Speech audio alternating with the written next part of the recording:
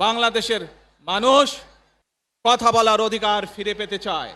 তারা তাদের গণতান্ত্রিক অধিকার ফিরে পেতে চায়। বাংলাদেশের মানুষ চায় তারা তাদের যোগ্যতা অনুযায়ী ন্যায্য অধিকার পাবে। প্রিয় ভাই বোনেরা, আজ আমাদের সময় এসেছে সকলে মিলে দেশ গড়ার। এই দেশে যেমন পাহাড়ের মানুষ আছে, এই দেশে একইভাবে সমতলের মানুষ আছে। এই দেশে মুসলমান, বৌদ্ধ, খ্রিস্টান, হিন্দু সহ বিভিন্ন ধর্মের মানুষ বসবাস করে। আমরা চাই সকলে মিলে এমন একটি বাংলাদেশ গড়ে তুলব আমরা, যেই বাংলাদেশের স্বপ্ন একজন মা দেখেন, অর্থাৎ একটি নিরাপদ বাংলাদেশ আমরা গড়ে তুলতে চাই।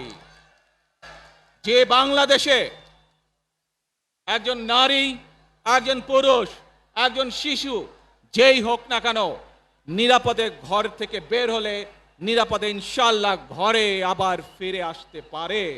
কয়েকদিন আগে এই বাংলাদেশের 24-এর আন্দোলনের এক সাহসী প্রজন্মের এক সাহসী সদস্য ওসমান হাদিকে হত্যা করা হয়েছে। ওসমান হাদি শহীদ হয়েছে।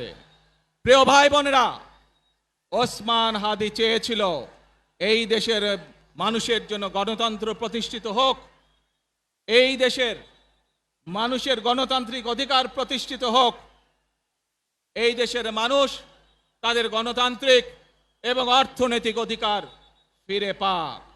আজ 24-এর আন্দোলনে যারা শহীদ হয়েছেন, ওসমান হাদি সহ 71-এ যারা শহীদ হয়েছেন, বিগত স্বৈরাচারের সময় বিভিন্নভাবে খুন গুমের শিকার হয়েছেন, এই মানুষগুলোর রক্তের ঋণ যদি শোধ করতে হয়, আসুন আমরা আমাদের সেই প্রত্যাশিত বাংলাদেশ গড়ে তুলব, যেখানে আমরা সকলে মিলে কাজ করব, যেখানে আমরা সকলে মিলে আমাদের প্রত্যাশিত বাংলাদেশকে গড়ে তুলব।